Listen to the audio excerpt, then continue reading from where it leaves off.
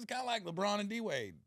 For sure. Yeah, when they threw that alley-oop, we just went, boom. With the powder. What you think of the playoffs so far? I think that this is one of the most interesting playoffs I've paid attention to in a minute. It seems like every team is a problem. I don't see just like okay, that team should just sweep everyone and take it. I see Minnesota's not fucking around. I see Golden State not fucking around. Houston wasn't fucking around. But it's weird. It's like the way Cleveland just annihilated Miami. People was like, yo, Cleveland might come out the East. And then they get kind of spanked by Indiana game 1. Right. I'm like, you don't, this next series. I'm interested to see what Ant-Man and them are going to do, That part, Minnesota, just to be like, who's going to, you know what I mean? Who's going to step, because right now, Golden State, I don't know what they lost. It looks like the playoff team of last year, and then Jimmy Butler's running around. Mm-hmm. I don't even know who they traded. Who did they get? Yeah, I know, right? Who's not there? Right? You know what I'm saying? Like, who's not a Warrior so that Jimmy Butler could be one? I don't care what you say. If the Warriors win it, Klay Thompson's going to be salty. Yeah, but that wasn't because of Butler. I know he was what I'm gone saying. before that. He's still watching it like. Is it too late to trade somebody? Could they just be like, Klay, come on, back right quick. Yeah, it's let's too do late. this run. But I don't care what you say. I know he's boys with Steph. Kerr got him some rings and Draymond, but I think deep down, Klay Thompson's probably like this. Hey, I'm cool with the Western Conference Finals. I don't want you boys going to the finals. I definitely don't want you winning if I ain't on the team. Because do you think it like devalues him? No, I don't think it devalues him because it's not like they got rid of him and nothing else changed. They got rid of him and they added pieces. You know what I'm saying? Yeah. But it was interesting to see, like, Jimmy Butler has virtually been in the air the entire playoff. He's jumping for everything, rebounds, layups. He's jumping for layups. Mm-hmm. He got hurt jumping. He came right back and even more. Like, he's almost like a free safety. He doesn't care. Got his joy back. Abandonment. And then I saw him yesterday. He ran to the corner and hit a 3. I was like, "Well, damn! If he's also filling the Klay role of being on the baseline shooting and jumping around like he crazy, it's like a. If you're playing them, you're worried about a guy jumping over your head, a guy kicking your feet out from under you, a guy shooting the lights out, and then another guy that's trying to be like all of them. In Buddy Hield, I don't think anybody's beating Oklahoma City. they look good. They're just young. They don't have the superstars, the old school superstars. They don't. And we were in Oklahoma City yesterday. So I had St. Louis Friday in Oklahoma City yesterday, and there's nothing to do there. Yeah. And we were talking about, like, that's why they only lost 12 games or maybe 13. Like, them boys are hooping in OKC. Yeah. I shot a movie there, so I kind of lived there for a couple months, and I was like, yo, it's bad. We went to this place called the Oak Room, and they had the Canelo fight on. But is that in the Hilton? The fight or the place? Oak Room? No, this is like a black-owned bar nightclub. It was like some shit Tacoma needs, but it was it was live. But they had the fight before it turned into the club, and so we got there after that because of the show and my let out and all that or whatever. And they were like, "Yo, 3 OKC players had tables. Trae Young was here with the table, and they all just left." And I was, Trae Young from the Hawks? Yeah. What was he doing in town? Guess he's boys with one of them or something. Interesting. They do now. If you go in the suburbs, they do got a bomb cigar bar called Burn by Rocky Patel. Yeah, it's out there by Top Golf. Burn is they're in a few places. Yeah, they're in weird cities though. I think it's they're like in Indianapolis. Indy, Pittsburgh. Okay, I know them. Naples. That's the flagship one. Naples, Florida. Yeah. Okay. But that's where Rockies lived, I think. Well, I went to that one. And then Pittsburgh, Indy, Oklahoma City, Atlanta. Indy. I think those are the 5. I went to Naples and Indy. I didn't know there was a Burn in Oklahoma City. I'd have been like, let's go there. Yeah, it's in the suburbs though. Like it's probably 20 minutes. But I like Top Golf. Yeah, it's nice out there. What hotel? Where I was at, when you land at the airport, you like, oh, okay. Like, I don't know how far you got to drive before shit gets nice. Right? But what hotel was you at? We just stayed at the Hyatt, literally right around the corner from the I was at the Criterion, so it's literally like right downtown. Yeah, this is 50 steps from the venue. Oh, okay. There's a Hyatt, and then there's an AC hotel, and they're both on the corner of each other. And there's like 7 nightclubs, but the Criterion is on the other side, just literally right there. Okay, I'll tell you a funny story about Oklahoma City. Yeah. And it kind of ties everything together. It was probably 2018. I had a show, and And Russell Westbrook did it. It's some charity thing he did, right? Me and DC Young Fly was on the show. Did Ace throw that? His homeboy? Who? There's a comedian that's Juice Man or something like Juice? Yeah, Juice Man's his best friend. Yeah. That's who did it. I did that in 20. I did either before you. You said 2018. That's before COVID. Then I did it before. It was 8. Yeah, it was 18. I did the first one. So whatever annual you did, was it 17 or 19? Probably had to be. Yeah. Then COVID hit. It wasn't 19. He was gone. This is years ago. But yeah, and Russell be there laughing and shit, having a good time. So they put us at the 21C, and the Celtics was in town. So I'm standing there, and they go, I didn't know they were coming down to get on their buses. So I couldn't get into the hotel because they held everybody for like 5 minutes. And we were just walking from like a coffee shop. Me and my opener. Held everybody so they could get through? The Celtics were getting to their buses. So it was just who held? Right when you get on the buses, you could not walk on the sidewalk because the Celtics were getting security on the bus. Or whatever. Yeah, Boston security. So they're all getting on the buses. And then I don't know who, but there was a couple guys on the bus, and they were like, oh, shit, carry on. And my opener was like, oh, my God, dude, they know you. Opener at the time. I go, and then we went to the show, and I figured Boston would leave because I think they were like in Dallas 2 nights later. No, I said they're going to leave and go to Dallas. They're not staying in Oklahoma City for the night. I'm thinking the game's over. They leave me. No, they stayed and they partied. I come back that night. It was like doors were open. People was moving around. In the hotel. Yeah. And I'm going on my floor. And then it was so funny. One of the guys on the Celtics said, yo, man, can I get a picture? I said, yeah. He got this big old bottle of Grey Goose. And as as his boy's about to take a picture, I said, hey, why don't you give me that? And then I held it. Right. I go, it's a better look. Right. He goes, oh, yeah, good looking out. And I remember there was just a white girl in the hallway, and they had some big foreign dude, right? And all the brothers like, yo, you don't know what it is? And he was like, no, I do not know.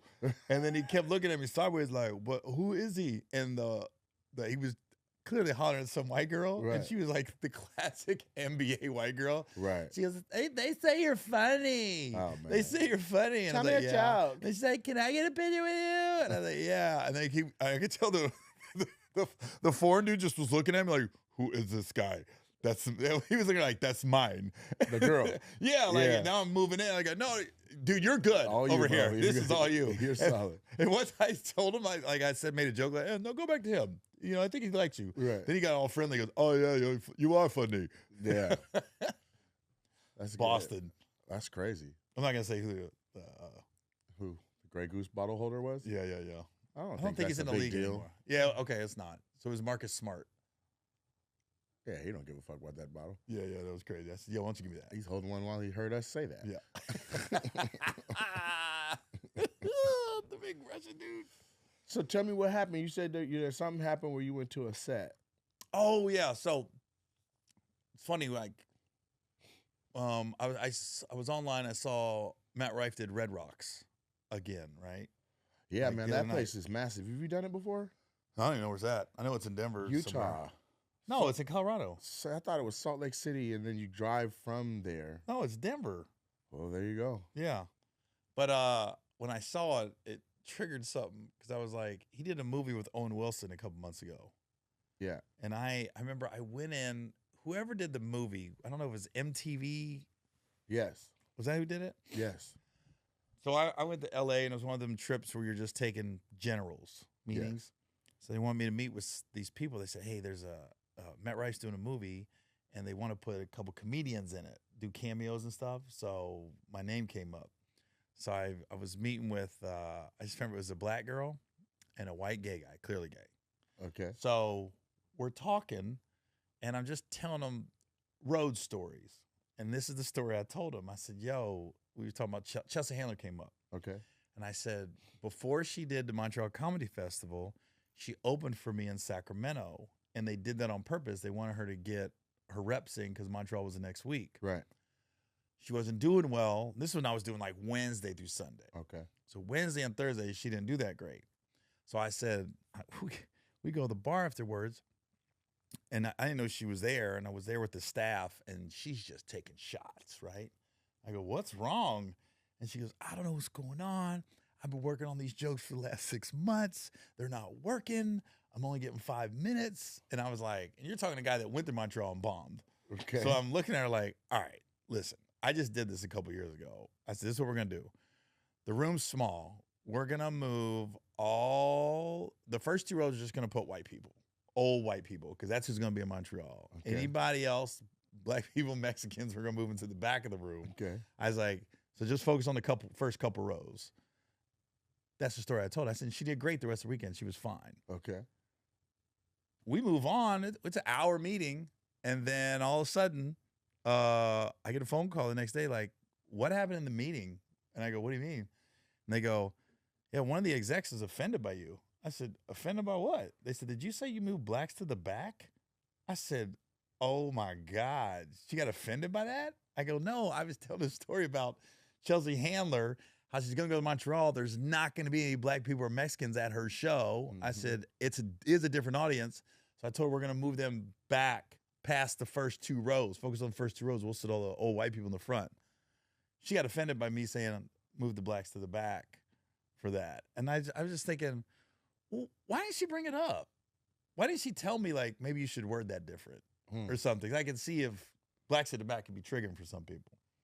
But I'm thinking, for most blacks, why didn't she bring it up? I think that they're not going to say shit in the room. They never do. I know. That's what bothers me. It's an extremely passive, aggressive position. Like, we've finished auditions where we've given our all, and you got to call your own people. Like, did they say anything? Did you hear anything? That's the biggest lie in entertainment. When they say you'll get 1,000 no's before 1 yes, I go, you don't get no no's. You just hear nothing. Yeah. You hear the yeses. You know it's a no because you didn't hear shit. And you could check up on something. Hey, whatever happened to that audition where I did that? They're like, oh yeah, they went another direction. The whole concept, management is not going to tell you failed. Yeah. They don't want you to hear no from them. Mm-hmm. Don't be the one that said no. So you were going to go into you were going to be in the movie, and then I don't know if I was going to be in it. But you went in there and you had a whole Rosa Parks moment in there, unbeknownst to you. You set the black lady Now, off. was I the bus driver, or was I Rosa Parks in that moment? You were the police making sure that the blacks were behind the whites. Okay. Because you came up with a solution. You know, but what it wasn't would help required. You be funny if we move the blacks out of the way. Yeah. But listen, if she was doing no, Showtime, I'm gonna try to say it as many ways to where you can connect with it, the fucked up part, because you missed that. No. How about this? Okay, I'll wait. How about I'm getting ready to do Showtime at the Apollo. We're gonna move the whites in the back because we're gonna put that first 2 rows all black people because that's all it's gonna be at the Apollo. That's how I was thinking. I'm trying to set her up for success. Right. That's all. That was my only thought process. You got a shitload of white people in the front of your shows? When? Enough to need to move them to put blacks in the front for Apollo? No, I'm just saying if she. But do you see you see it, right? This what? Black lady. Mm-hmm. It's you're a black comic. Right. So she's looking at it like, really? You're gonna move us so she can talk to. If she can't rock whoever's in front of her, she don't need to be accommodated. This is my thing. The room is so small, and maybe I should have stressed that to her. Because when you're thinking Sacramento punchline, you're not. I've never been there. It's a very small room, right? So when I say the first 2 rows, I'm talking from here to the camera. You know what I mean? The front 2 rows is tight regardless. Yeah, so it's like. But the lady don't know that. That's what I'm saying. If she would have just said, "Hey," and literally, I'm open. That's why we're bringing this up. I don't have to be right. But I'm just saying in that instance, it just would have been nice. She went, hey, Gary, you might want to reword that in the future. You were on stage being like, excuse me, sir, get your black ass up. No, I said before the show when we're seating people. Get your black ass out of that seat. I can't wait to read the comments. Hear what people say about this. Is how they're going to, this is how she received it. You understand what I'm saying? I'm not saying you said that. I'm saying the lady was offended. That's how she took it. My thing is, that you were on the mic being like, "There's a white girl coming. All you niggas get back." Like that's what she thought you did. And now that would have been offensive, right? Yeah, but it's funny because I've told that story. Not I'm gonna say 100 times, but a bunch of times, and she's the only one that's ever been offended by it. The same story about the Chelsea thing. Yeah, and I've told the same way. But man, she's literally the only person that got offended. She didn't handle it right. If that, I mean, if that's exactly what popped off, then she didn't do that right. She should have seen that you were the humanity and you just trying to accommodate Chelsea for a win. That's all I was doing. For sure. But and she did. She won. We'll play Angel's Advocate. She won because you didn't get the movie. Chelsea won. She went to Montreal and she did all right. Clearly, okay? She had to. She came back had all them shows on E and stuff. Oh, that was that year. Yeah, I think she came back and then remember she had the sketch show with the 4 girls? She had like 2 shows before Chelsea. She did. She had the sketch show because one of the girls was from the Real World on there, the Asian chick. Yeah. And then she had something else. And then she got Chelsea. Chelsea's what popped. Chelsea was what popped. And then a bunch of comics popped on that. At least I don't know about a bunch. I know Joe Coy really stood out on there. Kev did it a bunch of times. Mm-hmm. Joe probably popped the most because I think he went on the road with her. He was opening for her. He was on the show. He was on the show, but then he also did like perform. Parlayed that into being on the road with her. But I think that was perfect for him because he was doing so many just Asian audiences that he had become a monster. And then when he got to go out on the road with her, people were like, "Who the fuck is this guy?" Like he had gotten so strong off their radar. If you told an Asian person like Joe Coy's funny, they'd be like, "Fucking duh! I've been watching him for 20 years." Yeah. But you tell a white person that's a comedy connoisseur, and they're like, "I'll check him out." Yeah. Like, what do you mean you'll check him out? He's been hilarious for 20 years. Hold on. It's so funny you're saying this. I was at the gym last Wednesday or Thursday, and the guy that was training me, Joe, FaceTimed me when I was working out. Yeah. And I picked up, and I go, "Hey, look." I go, "Joe Coy, say hi to Joe." And the trainer was like, "It's a young white dude." He goes, "Yeah." And I hung up, and I go, "You know who that was?" He goes, "Mm-mm." I go, "You know who Joe Coy is?" And this other, like, Asian was working out, I go, "That was just fucking Joe Coy on your phone?" See? And they all, like, attacked the guy. And now he's on his phone Googling Joe Coy. He goes, "I should know him." I said, "Yeah, you should." How the fuck you don't know who that was? Yeah. I remember I called Joe back as, "Joe, white boys don't know you in Houston." He goes, "Yes, they do." Joe's from Tacoma. That's right. Yeah. That's right. Vegas and Tacoma. I guess Vegas where he started doing stand-up, right? Yes. Yeah. He was born and raised here? Yeah. You got all his, growing up here and his sensibilities here, and then he took him to the stage in Vegas.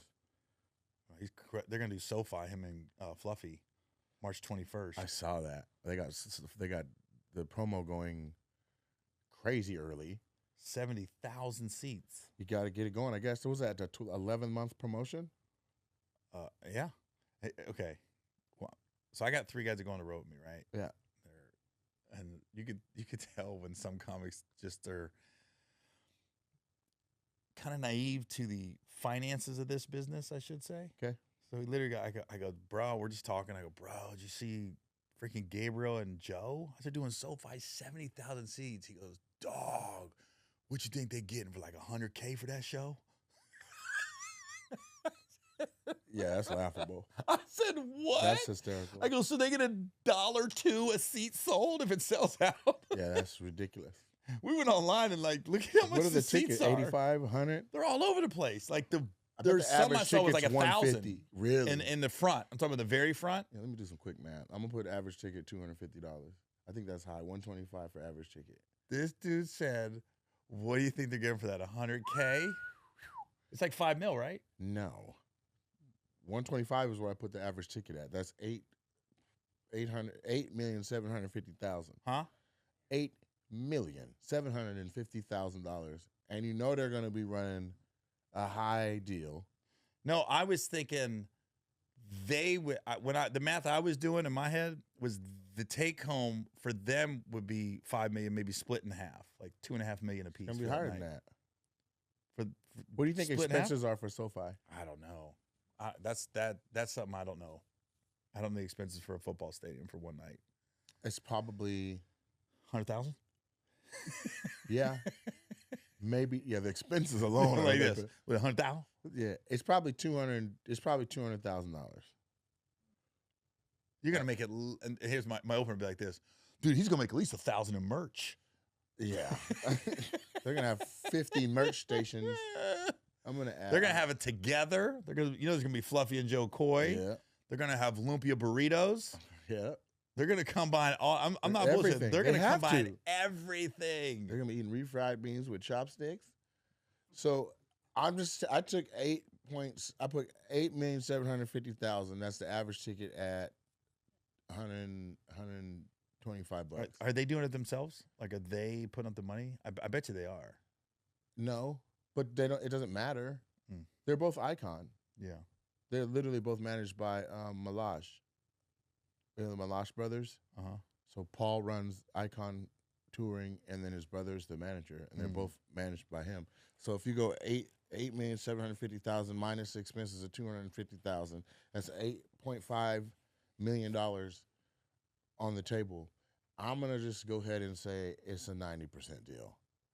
Okay. Then that means they're splitting 7,650,000 divided by 2. They're each walking with $3.8 million in one night. Yeah, that's 11-month promotion. Yeah, buddy. Yep. I might take a week off after that. That's it? Well, they got to pay their openers. $100,000. That's a big night for your openers. Yeah. Can you imagine you're paying your opener the same? Like, yeah, here's $1,000. Good job. Here's $1,000. Good job, man. You did your thing. I hate to pocket watch that specifically. Like, I broke that all the way down. But I think I was too curious. The one time I went not early, but probably 2005 in my career that I went. It didn't hit me how much money you can generate at comedy clubs this is how the first time I saw it firsthand. Right when Casey paid you. Huh? You said Casey paid you. No, I'm talking about somebody else. Oh. So this was 2005. This is right when Chappelle walked away from Comedy Central. Okay. Right? And everybody thought he was. Remember everybody talking about he went crazy. He went to Africa and lost his mind and stuff. Yeah, he did go to Africa. He didn't lose his mind. That was a dialogue, though. Yeah, there was a dialogue. So he comes to Cincy, and it was never on anybody's radar. He did 10 shows in Cincinnati at the Funny Bone. Okay. And I think it just got thrown together because I used to do Tuesday nights there. So they told me, they go, hey, at the end of the show, tell him we got Chappelle coming next Wednesday. He's doing 2 shows Wednesday through Sunday. I said, all right. So I announce it Tuesday, and then it goes on sale Wednesday morning. It's sold out Thursday, right? And I'm glad I saw that because that's why I never blame radio. I never blame the club if tickets aren't sold. I go, I saw it. I saw that dude sell out with an email blast, basically. Yep.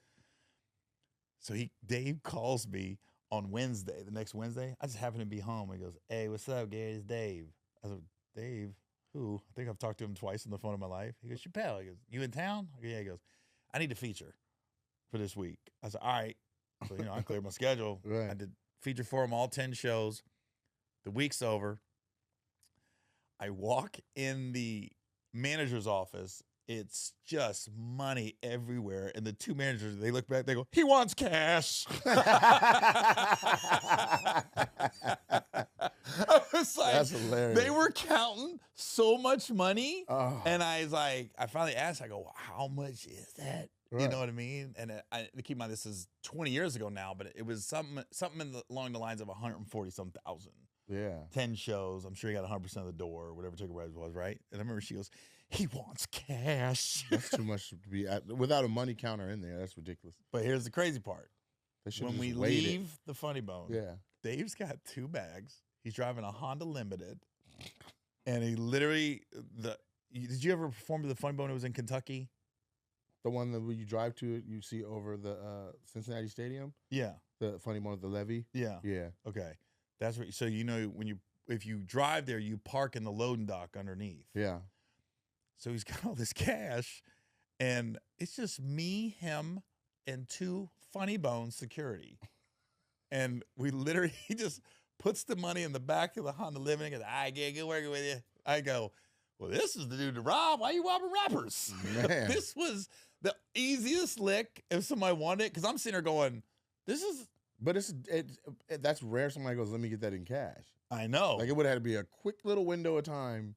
When that girl Most looked back. comics are unrobbable because half of us are getting our shit wired to us. Or I'm talking about that night, yeah, though. that night? I was like, it's 2 Funny Bone security guys. Yeah. Me and Dave, it's the 4 of us on that big freight elevator. Meow, meow.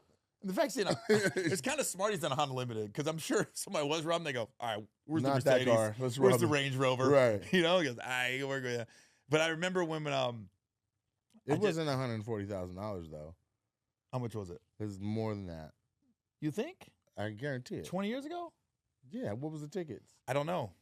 That number sticks in my head. It was somewhere in that ballpark. What that club hold? Probably 300.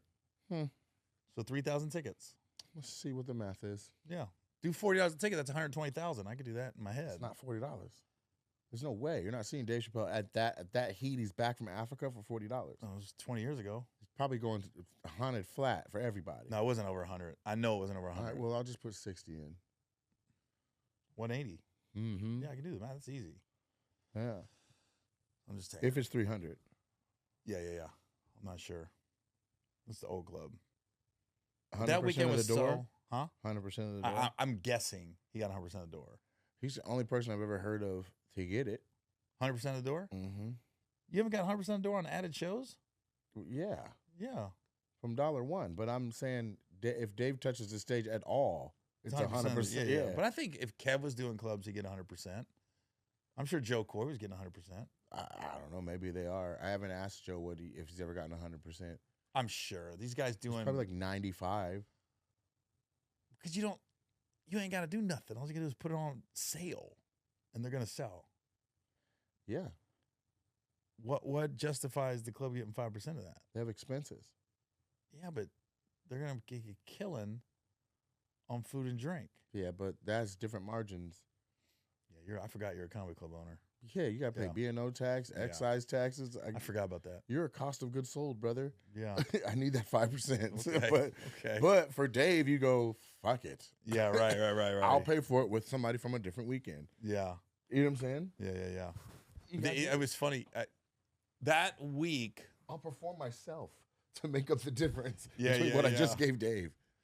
What I want to see, and this would be miraculous. I know you haven't thought because you're doing that thing with your tongue, but I think that's what I do. Yeah, you're like, I just want to say this thing, man.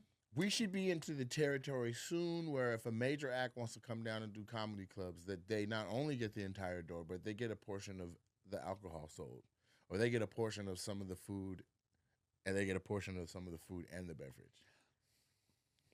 That's a different way to do it. Hold on, Nate. Don't you think? Like if there's gigs, I'm not gonna say no. I'm all about the comics getting all the money.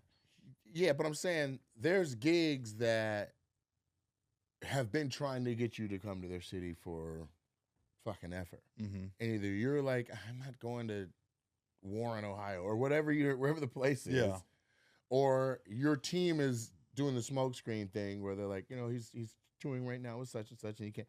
But if you were to go to a mom and pop owned restaurant cafe type thing in somewhere, the tickets gonna be so gone. They're gonna be so appreciative that you came there. I would not be surprised if you were like, I need 10% of that liquor revenue as well. I didn't even thought of it. Because if Kev came, he could literally be like, no alcohol's being sold that night but mine. That part. And I'd be like, well, let's fucking clear the bring shelf. that Grand Coriamo, baby. You know what I'm saying? Bring that Grand Coriamo. Coromino or whatever it is. Yeah, Caramino. Mm-hmm. Yeah, I wonder. Now you're going to put this in that universe. Somebody going to do it. For sure. Yeah. Because if you do it yourself, you would. Okay, so you being a club owner.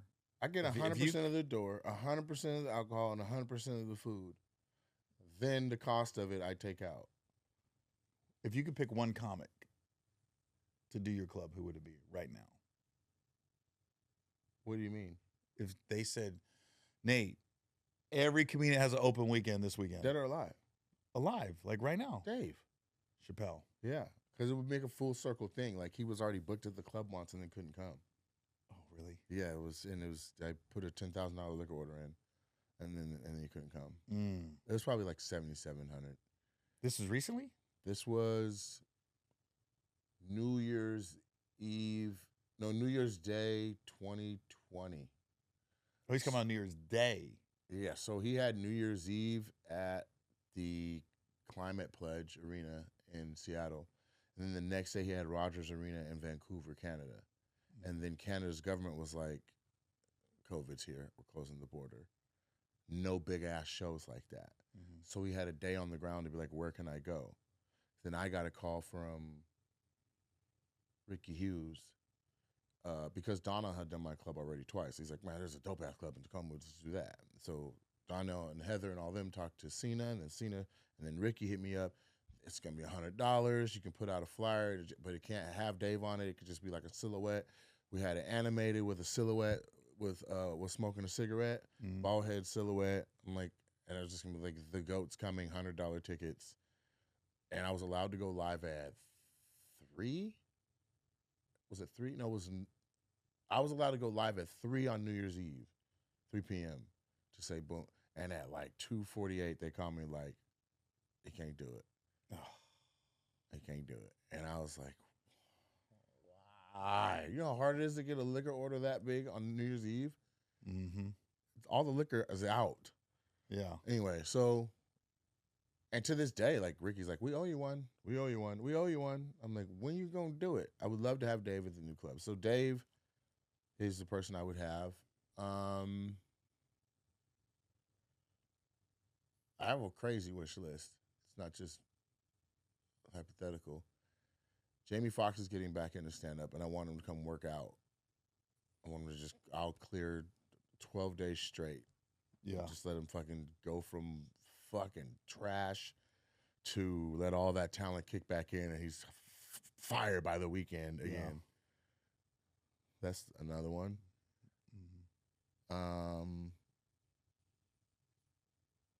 Can't remember who else I shot a big ass shot. We had some big ones that I was like, I don't even think this is possible, and then they came. Like George Lopez came, and I was like, what the fuck is going on? Not a crazy wish to have come, but very frustrating that I can't seem to get these few. I'm gonna name a few people that have not done the club that I find frustrating. It like piss me off if they don't come.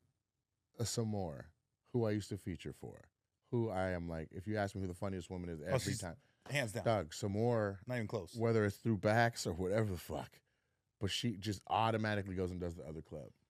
I'm like, come look at mine. Just look at it. Yeah. Just look at it.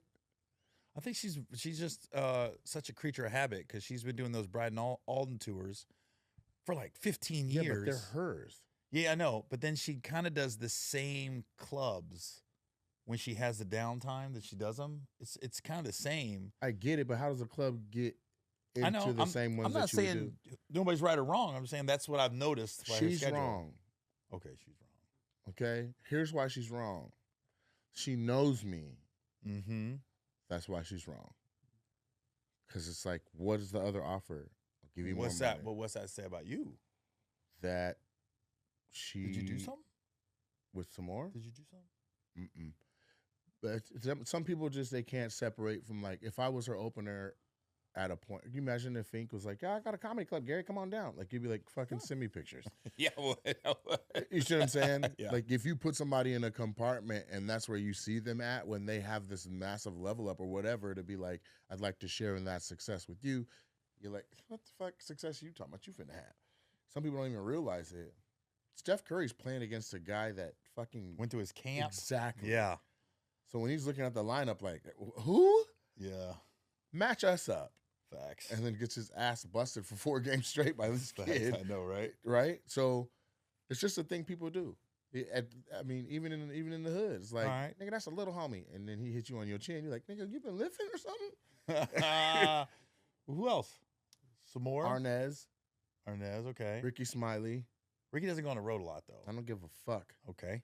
He's met me. We're frat brothers. Mm-hmm. I know my name comes up every time he sits down with any Omegas.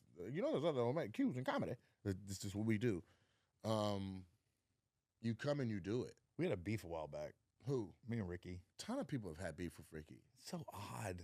Did you actually have an interaction and have your beef? No, it was on Twitter. It was so that's yeah, you had an interaction. Yeah, it was so random though. Mine is I haven't physically had an interaction like that, but I did a show with him in Seattle at the Showware, and that was the only time he'd been up here that I know of.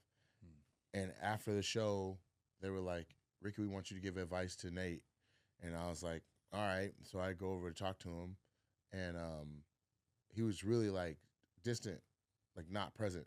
You know, some people just mind it somewhere else. And I was like, I'm a Q2.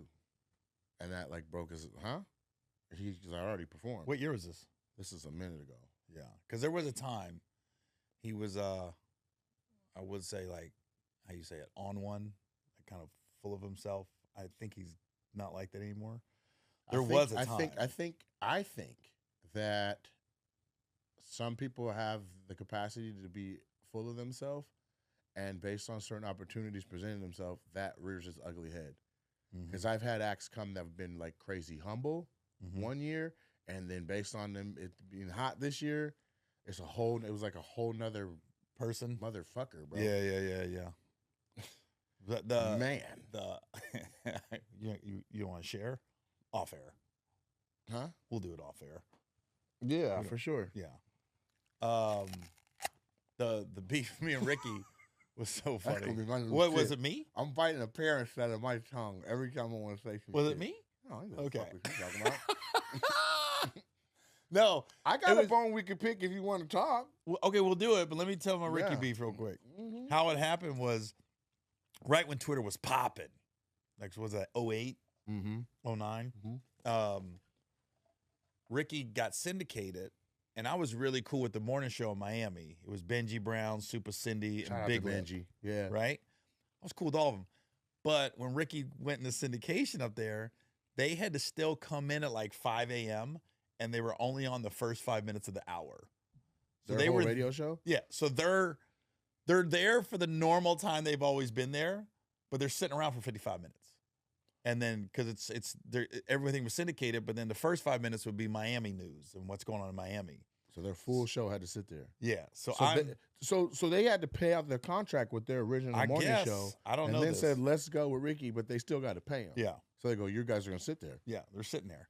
So I put a tweet out, and Benji said something, and it was directed towards Benji and Super Cindy, really. Okay. And I said, morning radio just ain't hitting like it used to, is it? Or something like that.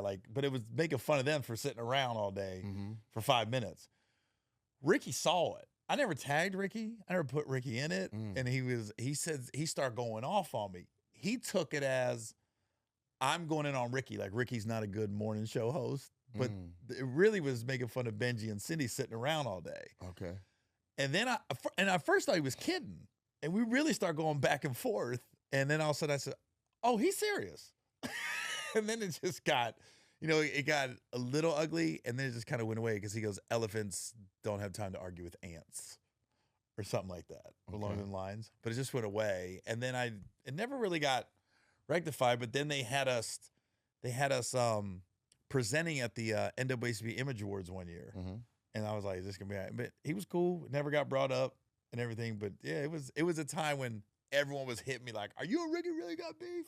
Stuff like that. Really? Like, yeah, it was so random, though. I was like, it had nothing to do with him. Nothing. It was really making fun of Did you ever Cindy. get to say that? No. He was like, whatever? No, I never saw him. And then there was one time I went on his kind of probably, I don't know if this is before or after that happened. His morning show was in Dallas. And I just remember there was quite a few gay guys on the morning show. And when I walked in, the one guy he was a little heavier, and they were talking about how you eat your grits.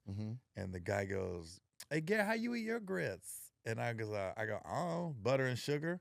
He goes, oh, that's a double starch. I go, I ain't fat, you are. They took me off the air so fast. I was like, what? They go, all right, man, thanks for coming. I was out like immediately. Wow. So I don't know if that had something to do with it. Was that before the Twitter? I'm not sure the timeline. But that's the only two things I can think of. And we never really, but when I saw him like 5 years later at the NBC Image Awards, it was fine. Like we presented, he was cool, everything. That's probably the last time I saw him too. That was 10 years ago. You should call him. His number? Oh. I did send him a DM when his son passed. And just said, sorry. I didn't want to make it about me with my brother passed away, but I said, I know it's like to lose a loved one, so, but he didn't respond. Yeah, that's heavy. So what's your beef with me? You got beef with me? I'm not beefing with you. A bone pick? I want you to be more cognizant of how similar some of the stuff you got online is to what I be doing online. Because we sat and I was like, Aries this, Aries that, Aries this. And ever since then, I've been getting sent links of off the dome joints.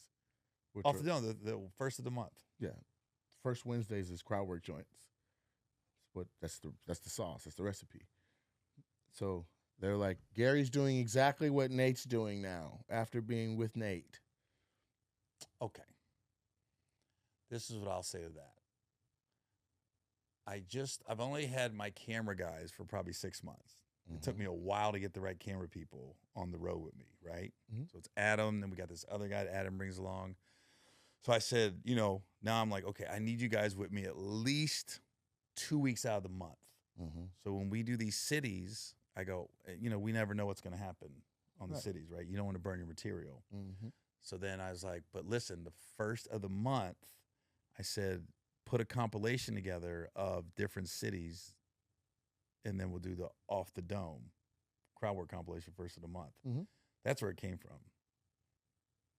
So if you think I stole it from you? No. It doesn't feel stolen because it's a compilation. But I'm addressing what has been put in front of me in a way where you can stand on business. Yeah. And then there can be a separation between what they think the two concepts are. Well, here's what I'll say. But I'm also listening very closely. Yeah. Does that make sense? Yeah. Well, here's what I say. I think every good comic can do crowd work if you're legit. Yeah. Now, you've taken it to another level. I really think you're one of the best at it. The way you sell the tickets with the roast zone. If I was doing that, yeah, that'd be a problem. No, I heard you got hot seats. Oh, I don't. I heard there's a Gary on the hot seat, and then you and Ari Spears come out. You're lying. And you each do jokes. You're lying. There's no hot seats. So, and the way you bring the lights up, you have the camera, and you're picking off people on the screen. Yeah, that would be, I was stealing that if I was doing shit like that. I was more upset with myself, no different than first 5 years of my stand-up career, I didn't sell merch. And I was like, why haven't I been selling merch? I'm missing out on money. Now, people are monetized on TikTok, Facebook, YouTube. I've been doing crowd work forever. Not on purpose. It kind of happens. No, everybody. Yeah. But I'm like, or there might be a bit that's going to be dated soon. I go, I got to get that out there. Yeah, it's burnables. Yeah. So I'm like, I've been doing that, but I kick myself in the ass that I haven't had camera people to catch it. You know what I mean? So I just think, did I steal it? No. Did I look at you as a model? Yes. Did I look at Matt Rife as a model? Yes. Just because I'm been in the game longer doesn't mean I can't look at you guys and be like, what's working? And let me make it mine, not steal it. That's stealing. No, it's not. Everything you said up to that point was legit. That last part was trash. No, it wasn't. It is. Everything you said up to that point, perfect, sensible, makes sense. Why? Let me ask him. If I've done crowd work in the past, or I've done a joke that's burnable in the past, but I didn't have camera guys with me to catch it. Film yourself. I kick myself in the ass. Put your stuff out. Film yourself. So how was the last part? That's walking. You're walking a path. You start crossing a bridge over into, hold on. When you're like, that's the model. This is the model. I'm mimicking a model. I'm doing what I see somebody else doing, right? So no, I'm not taking your camera style. I'm not taking what you do. All I'm doing is saying, I got to have camera people with me like Nate does, like Matt does, like Joe Coy does, like all the big guys out there. They got their camera guys with them for those moments.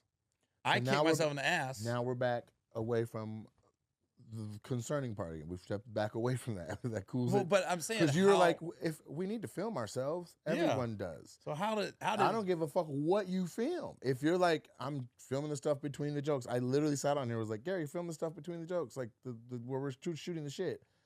I filmed it at my club and was like, post this footage. So I'm obviously not that.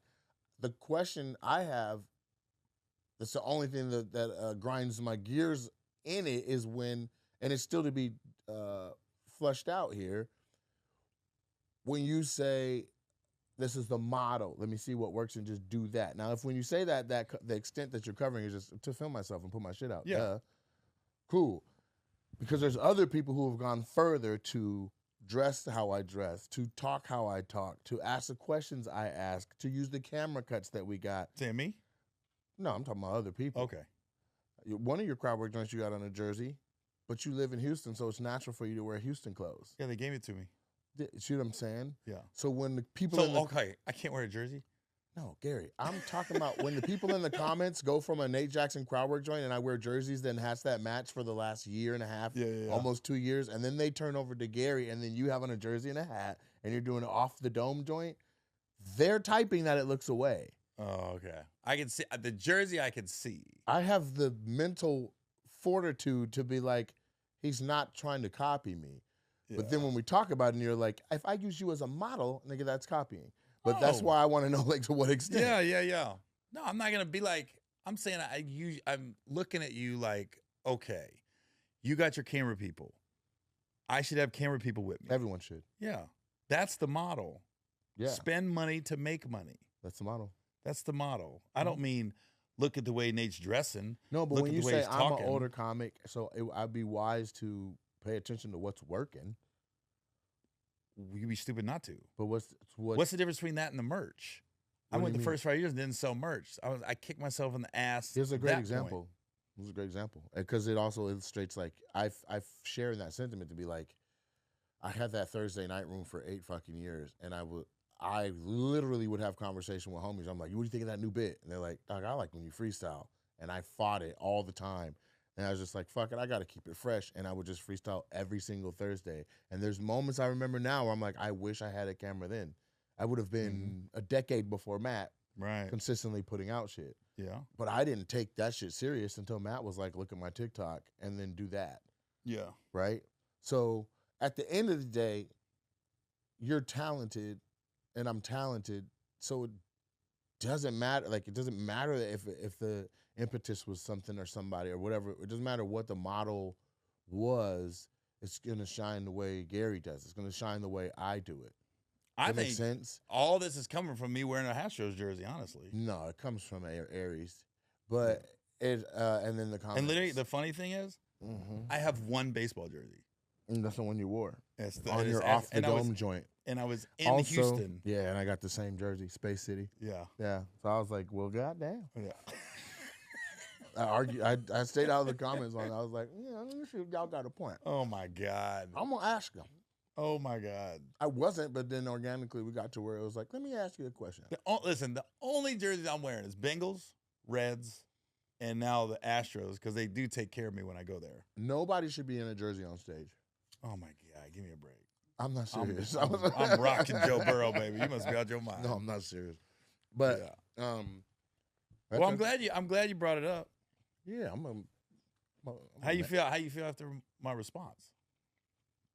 You answered it. You walked up to the line. You answered everything up to the line. You looked at the line, said something damn near concerning, and then you backed away from the line. No, I didn't. Yes. I'm not going to lie to you. Let me tell you what I have seen in the past that has nothing to do with you at all. Okay. I have seen people share the theory. It's too hard to come up with shit on your own, man. Just see what other people are doing and then do your version of it. Do that. Mm-hmm. Why fight it? Hurry up and get to the success. Change your life. Change your family's life. You see what's working? Do that shit. Some people are innovators. Some people are, you got the idea from somewhere else. It is what it is. Mm-hmm. I'm definitely an innovator. I've always been somebody who lays the stone for other people to walk it out. But then you said you saw Matt. No. And talked to Matt. Matt told me to get on TikTok doing what I already do. Does that make sense? He's like, distribute what you do on this network. If you, the avenue you're taking, right? My biggest crowd work stuff was like 20 years ago in Dayton, Ohio, Dusty. The first thing that I ever had go viral. So now I'm not, what you're addressing isn't something I said. I'm not trying to put a flag in crowd work and be like, I'm the one that does it. Okay. Because it doesn't matter when you first did it. Hell, Robin Harris was crushing at Comedy Act before I was even knew comedy existed. Don Rickles before I was born. Richard Pryor before I was Red Fox while my dad was my age now. Mm-hmm. So crowd work has been a thing since the beginning of getting on a stage and working a crowd, whether with material by any means necessary. Mm-hmm. I can't put a flag in that. I can't be like, this is my shit. At this point, there's enough people doing crowd work that the only thing I can be like, well, at least that's mine, is the consistency I'm doing and whatever level they think I'm doing it at. Right. I'm not trying to take ownership of all the crowd work or jerseys on stage or nothing like that. I just wanted to hear the aspect of somebody who was like, I see that working, I'm gonna do that. Makes sense? But when I say see it working, Yeah. I'm saying having your camera people there. Which is why I asked. Yeah. I want to see, what is the extent? Is it just the cameras? Is it the way the lights are? Is it the way the edit is? Is it the way the captions look? Is it the way the outfit is? Is it the questions you ask? You're saying just the cameras. If it's a full spectrum of what the fuck, you're way down here in the unbothered part for me. There's somebody else that's doing this, but here's the thing, this, and this. But the difference also is, Nate, I don't have a problem calling you and being like, yo, can you help me with this? Or can your guy Trenton help me with this? If I had something, you know what I mean, on the road. He might help you if you got shoes on, but he can't handle your feet. Oh, my God, dude. We're back to that? I went and got a pedicure, and my girl posted it. He can't handle it. My girl posted it. He can't handle the feet. I think this all stems from the jersey. What jersey? The Astros jersey. Man, fuck that jersey. You brought it up. It's a part of the full you got to wrap your mind around this. If there is 25 things that are what I think make it a unique clip and a great moment, you're only doing 3 of them. It's not enough to be concerned. Okay, good. Someone doing 25 of 25. I know who that person is. We all know who it is now. Now they're in my comments being like, you know what would be dope? Them two on stage together. Like, people are so innocent and just watching it, not knowing there's like a other side to all of this, like a trying to be the innovative creator and be the one that comes up with the new concept, because it's like, I'm sitting in a business looking at the top of it not change. I've been doing this 24 years. I haven't been relevant that long, but I've been watching as a student of the game for a long time. I'm like, something's going to have to happen that shakes this shit up. Otherwise, we're going to have the same top 10, same top 5 forever. If everyone does the same thing, and that's the definition of insanity. To do the same shit and expect something different to happen. Yeah. So you have to innovate. Innovation is due to necessity. If I want to be considered a GOAT or a number 1 act, then I got to switch up what the fuck I'm doing. I got to find the thing. And that's how, if you go through my old Instagram, you're like, damn, he was doing a little bit of everything. Like, yeah, hell yeah, I'm throwing all that shit against the wall to see what sticks. I'm glad I don't have to sit on the internet every day wearing some crazy outfit or making some voice or being a character. I'm glad I got to be myself on stage. I mean, I kept waiting for the stand-up to break through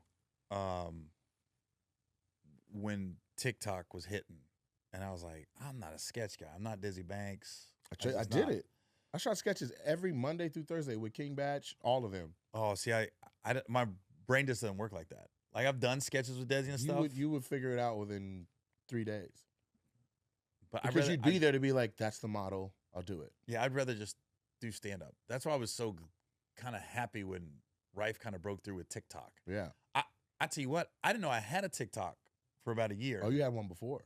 No, it was there. I just never used it. They were just posting clips on it. And I didn't know. By the time I knew I had TikTok, I had 600,000 followers and didn't know I had one. Yeah, I didn't have one at all. I was like, I'm not messing with it. As a matter of fact, I kick myself often for this, but I have to let it go. We were invited to a meeting. I was basically a +1 of Batches or something. He was like, hey, man, there's this company that wants to give us this pitch. Instagram's bullshitting on paying the creators like they should, so we're going to go check out this other company. And I went into this, I don't know, it was near the Ha in North Hollywood.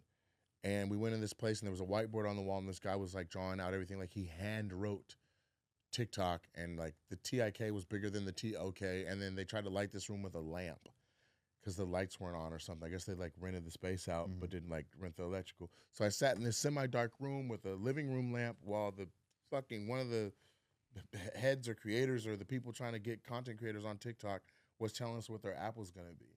This wasn't even Instagram that they were talking about. It was because Vine was tripping. Because Vine had a meeting where, first of all, Vine started to die down. Are you aware of all that stuff? I don't know why Vine went away. Vine started to go away because the app started focusing on the app, saying that's why people were there, instead of it actually being the creators. So they're like, the app is why people use Vine. And we're like, it's the content that they go to Vine for. So they went and they had a meeting with top 20 creators on the app. Everybody they literally represented 98% of the views on the app. And they said, give each one of us $1 million, and we will pledge to make 5 videos a week. Will this, will that? Like the app will be more relevant than ever. And then Vine was like, no. They said no, and then they took, and there's 20 of them, so that's $20 million. They said no, and then they turned around and they put 40 million into something else, like some other new page on the app or something. So then all the content creators were like, all right, we're done. So they all walked. And at that time, that's when you saw Daystorm, Amanda Cerny, and Batch start investing in Zeus, the Zeus network. But they walked away from that. And so within 6 months, Vine was dead. And then there were several other apps that were like, what's it going to be? What's it going to be? What's it going to be? Yeah, because I got invited to one called Brabble. Yeah, I got invited like 9. Brabble, met with them. I was like, they don't even have the lights on at this one? The fuck is a tick? And I walked out. We didn't even finish watching it. Oh, wow. That's why I bite my, I'm like, fuck. But they didn't, they're like, with the last part of the meeting, we'll talk about partnership monetization. And we're like, you should probably lead off with that, bro. We got skits to go do. Like, we're the pulse of why any app is popping. We know you need us. Like, that's how relevant shooting the sketches was at that time. Like, that's what the dailies were about. The lunch meetings were like, how can you guys want to do a show? How many sketches can you guarantee that you give TBS, and can we just do a half-hour thing called, The Tangled Vine or something Vine or Vine the Vineyard or something like that. It was meeting after meeting after meeting, and I wasn't even one of the main ones. I was just like the fat homie of Batch, because it was Daystorm, Batch, and then Batch had his boy from Florida with him, Splack, and then the Amanda Cerny, and then Hannah, and they used to shoot in this park every day across the street from Daystorm's house. So that's why when you watch Vine, it just felt like every video was outside. It was literally in the same park across from Daystorm's house. So, it was, you could pick it up fat. Like, that turned into every Thursday we would go to Jahan Jones' house. It was called it wasn't Jahan Jones' house, excuse me. We called it Sketch House. And if you had an invite, you could go. So you would pack 5 outfits up, bring your camera and your ideas, and you pull up to this residential neighborhood, and there would be like 70 motherfuckers in there, and 5 people are shooting skits at once. People are like, quiet on the fucking set, while they try to shoot something in the kitchen. And then there's people outside running. There's somebody in a whole Frankenstein costume doing a whole nother shit. Like, it was pandemonium in this cul-de-sac. But from that, so many, like half of the internet that's relevant now in that space is from that.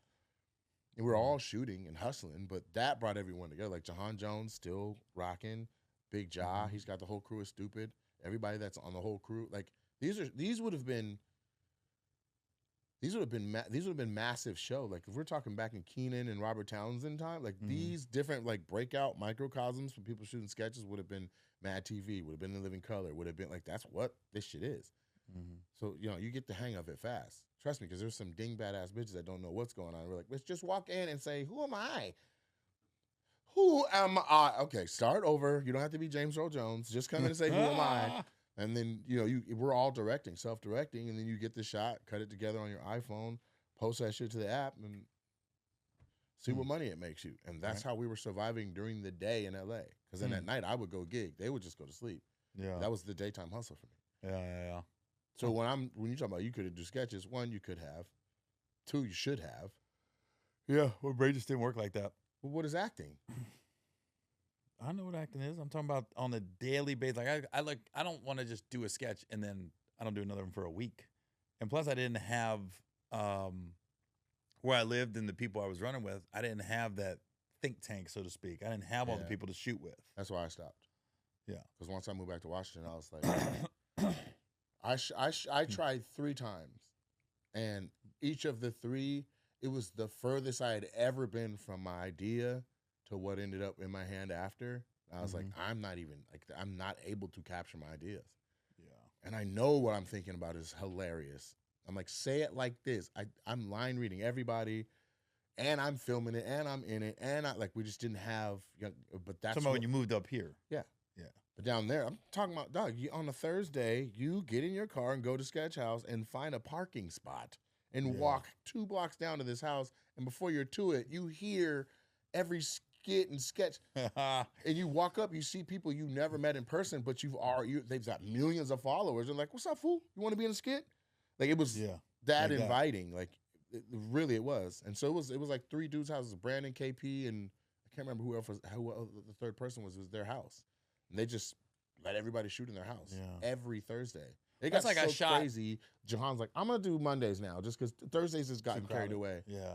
And like then, I shot 3 or 4 with Desi Banks a couple years ago, and I was in town in Atlanta, and I said, "Yo," I hit him up. I said, "You doing any sketches this week?" I said, "Yeah."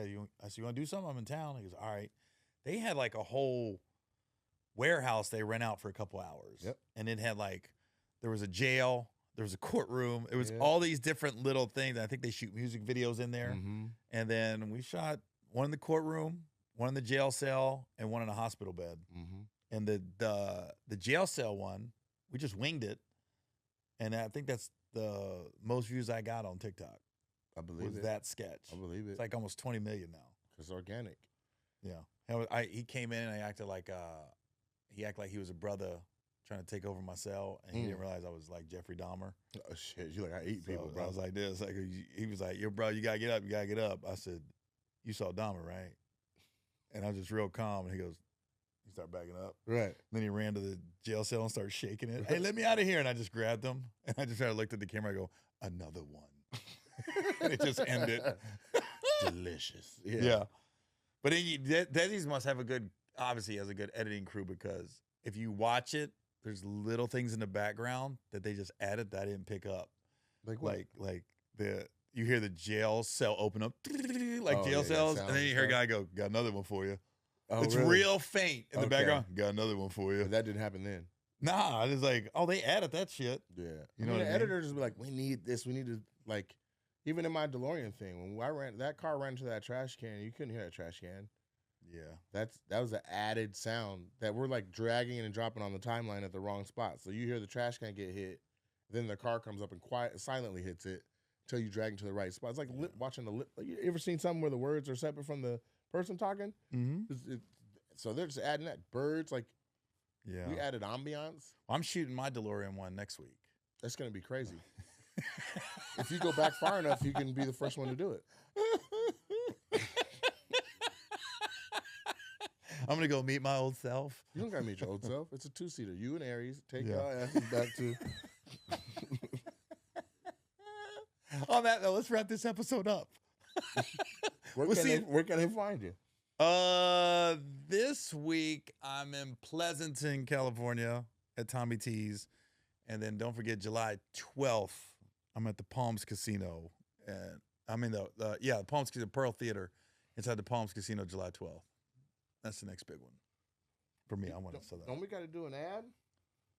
Blue Chew? Not this week. Oh, okay. We were about to do an ad for you. Yeah. Oh, Blue Chew's coming. We're going to get that. That's what's up. Let me see where my dates are. First things first, is this Wednesday, if you're in the Pacific. When does this come out? Thursday? No, Wednesday. This comes out Wednesday? Tonight, come down to the Super Funny Comedy Club in Tacoma. If you're in the Pacific Northwest, I'll be headlining. Then I have Lexington, Kentucky this coming weekend on Friday, and Minneapolis on Saturday the 10th. You doing a theater, Lexington? Yeah, this is all theaters. Let me know. Lexington is two shows at that theater. Please let me know how it is. The last 2 specials I wanted to shoot in Lexington. Why? I'm not oversaturating the market. I don't think I've been there a lot. And then I don't know. I've always liked it there, but we just never pulled it together with a theater there. So I'm thinking of my next special. You want to shoot in Lexington, Kentucky? You're not filming there, are you? Yeah, before you. You're filming your special. No, I already filmed my special. Right. No, so listen. Every city where we had to add a show, the second show is like a crowd work joint, or like way more. No, I'm talking about my next special. I'm very aware of what you're saying. Yeah. It's different than what I'm saying. So we are shooting something in Lexington Friday night. For your content, right? Yeah. What's your next special going to be called? I don't know yet. You have no idea? I know I want to shoot it this year, though. Mine's going to be called whatever Gary calls his. So when you come up with the name, you let me know. I think I'm gonna call mine Spearing Away. Nope. Mine's Spearing Here. Mine's gonna be like this. Are you an Aries? I'm a Leo. I love it. August 14th. Mine's gonna be called All the Blacks to the Back. Did you say August 14th? That's my birthday. That's what I want to shoot. Is it really? Yeah, no shit. In real life? Hold on. That's crazy. Hold on. Are there gonna be black people in the front? Hold on. Let me see. Hold on. It's a Thursday. Oh, it's not Thursday. No, it's a weekend. Oh my God, it'd be funny if that's a date. This motherfucker's shooting on my birthday. August. I was looking to shoot August. No, either August 8th, 9th, that weekend. Yeah, or the next weekend. Yeah, that's how I was looking. But The weekend before? the 8th, 9th to the, what is it? Would that be the 15th, 16th? Or, yeah, 15th, 16th? It's the weekend. So it's the weekend before the 14th or the weekend of the... Either one. I don't know. If you do it before, I can go. Okay. I just want to go. See it. Yeah. So you do your thing. Root you on. Are you working it out, leading up to that all July? I'm ready. I'm ready now. As we speak. Yeah. It's ready to go. That's Doesn't why I was like, I don't want to. You're like, fuck, I'm ready. Yeah. It's the worst because you're like, I have a bit that got better after I did the special. I've got a bunch of those. I hate that because A I'm bunch of like, those. what am I supposed to do with Fuck, fucking dude. A? You know? Found it already had legs, but the motherfucker, it did a jumping jack now. I'm Because like, my current one is on mintcomedy.com. okay, right? that's where CP released his too. Yeah. So I'm the. You take that from me? When is yours? It's been out. It came out April 22nd. And this is my second one on Mint Comedy. I think that Mint is selling your business model to other comics. Like you had this innovative concept to put your special on there first, and then they started calling around people and like, guess what we do now? Oh, I think it was a collaborative effort, and I think I was probably their one of their bigger clients. Yeah. So he's like, "Hey, Gary did it here. You can do it." But I do like their business model because we only had it on there for 2 weeks. My last special, Okay. because we were just scrambling because I wanted to get it out there, and then we put it on YouTube. This one, it's on there for 3 months, so it's actually I got enough time to make a little money because it's hard because people are conditioned to not pay for stand up. I don't know, man. I think that's changing. Well, I'm finding out. 'Cause look how many people are like, for X amount of, like Ryan Davis did good. Yeah. Schultz did good. There's a few other people that ran pay-per-view specials that have done good where we're like, you know what? Just because you guys won't give me money for it up front doesn't mean I can't recoup some of my expenses. Yeah. That's why we did it. We was like, all right, we'll do a 3-month run, 90 days on Mint Comedy. Yeah. And then go to YouTube and everything else. I wonder if there's enough audience for my I wonder if there's enough audience for me to do something like that. You could probably definitely do a crowd work special on there. Yeah, they literally are in the comments like, we are so thankful that this is free. Do you know what I'd pay for this? I'm like, tell me what, say it. Keep talking. Yeah. My last one I got fucked though. I don't know what happened. On the special? The one on YouTube I released last October. You got fucked? Oh, it came out like gangbusters. I was like, oh, we on track. It was like 200,000 the first couple days, and then it got hit. My phone got hit. Like it got hit with like some kind of restrictions. Oh, so they monitor the restrictions. I thought you were about to say semen or something. No, you said you got fucked. I got fucked because financially. No, I get what you're saying. You're saying the copyright strike hit, so then there's no copyright. I own it. But they didn't know, so they strangled your views at first. No, somebody complained about a joke. Okay, but I thought what you were saying was you got fucked. Dude. No, physically fucked. Literally? That's what I was like, what? No, and you're like, yeah, my phone got hit. I was like, why? With what? No, like, no, you didn't see me over here on pins and needles? No. I'm talking about like, who fucked Gary? Financially, I got fucked because they screwed over because of the complaint. The complaint. So now it got shit. I'm sorry. monetization got Forgive me, Gary. Shit. monetization got restricted. Yeah.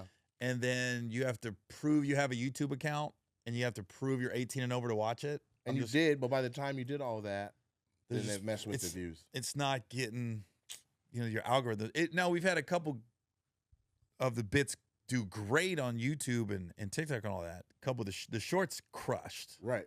The longer ones but the shorts crushed. So I mean, on that aspect, yeah, it'd build the numbers up a little bit, but hopefully this one's a lot less.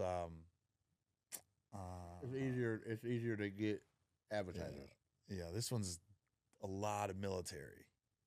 Oh yeah, you told me that. A lot of military. Tell me this: if you could go back, since we're talking about going back, if you could go back, this is a serious question. I'm not, to listen to it, looking for the part where I'm fucking with you. I'm not. If you could go back, say 2 years ago, and like talk to you then, do you think you would have thought that you're like talking about like the algorithm and the number and like in this way? No. I think we're in such a much better position and more control now. Oh, I'll put it like this. I'm obsessed. We leave here. I leave here. I'm going to LA because I'm pitching a TV show this week, right? I've never gone into a TV meeting like you guys need me. I don't need you. Mm-hmm. I've always heard it. You're on. I heard George Clooney used to say that you got to go into auditions like you're on House Money, because if you don't get it, who cares? You know what's wear off. You get it, great. So don't put all that pressure on you. I am so like unstressed. Like I'm literally gonna go into these pitch meetings. Like, I mean, I'm trying to help you here. If you want a good show, I got it.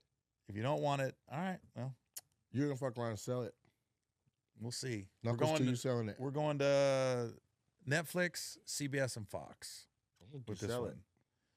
I hope it's a good one. My sitcom. I'm not going for. This ain't a sitcom. It's dark. This is dark cool too. Well, my sitcom was in development. I didn't want to go to a major network with it. Like my target has always been set on like if a major network streamer. Yeah, I wanted streamers. Netflix is my first choice, but right. No, but I mean like Netflix is just a streamer. There's not a Netflix channel. Yeah. Like I wanted to just go to like a channel's stream, like Paramount Plus, or like that's where I'm trying to get it to land because of the tone of my show. Yeah. But dark what you just it's dark. It's just dark. I don't know if I can talk about it. I don't want to give it away. But off camera, or don't. I don't give a shit. No, it's dark. It's not. It's going to be a side people are not expecting from me. But I am a stand-up in the show. I just want you to know you can share stuff with me, and I won't look at it as a model and then do it. I know that. I'm talking about legally. I don't want to fuck the show over. Face. All right. Yeah. I'm gonna have a best friend somewhere. All right, let's wrap it up before I talk too much. I'll be your friend, Gary. All right. We'll see you guys next week. Yeah, for sure. Gary and Nate Podcast.